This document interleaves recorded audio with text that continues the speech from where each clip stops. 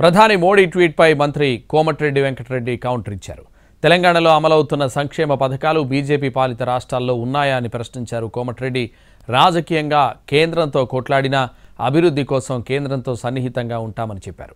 త్వరలో హైదరాబాద్ విజయవాడ జాతీయ రహదారి విస్తరణకు టెండర్ల ప్రక్రియ ముగుస్తుందని, రీజనల్ రింగ్ రోడ్డు పనుల ప్రారంభోత్సవానికి ప్రధానిని గాని నితిన్ గడ్కరీని గాని ఆహ్వానిస్తామన్నారు. అసలు గ్యాస్ సిలిండర్ ఒక్కటి చాలు మోడీ గారికి సమాధానం. నువ్వు 1200 ఎందుకు ఇస్తలేవు? మీ రాష్ట్రాలలో యూపీలో, మీ సొంత రాష్ట్రం గుజరాత్లో 1300 వసూలు చేస్తున్న గ్యాస్ సిలిండర్కు తెలంగాణలో అక్కా చెల్లెళ్ళు ఇవ్వాలా 500కే గ్యాస్ సిలిండర్ ఇస్తున్నావు. నిన్న మోడీ గారు చెప్పిన దానికి నా ప్రశ్నకు మోదీ గారు సమాధానం చెప్పాలని ఆయనని బీజేపీ వాళ్ళని డిమాండ్ చేస్తున్నా. మోడీ గారు విదేశాలలో తిరుగుకుంటూ గ్యాస్ సిలిండర్ నెలకు 100 రూపాయలు పెంచుతారు, డీజిల్ రేటు పెట్రోల్ రేటు ఇష్టం ఉన్నట్టు పెంచుకుంటారు. దాన్ని మేము భరిస్తూ ఈరోజు మీ సబ్సిడీ ఇస్తుంటే మా మీద కామెంట్ చేయడం మోడీ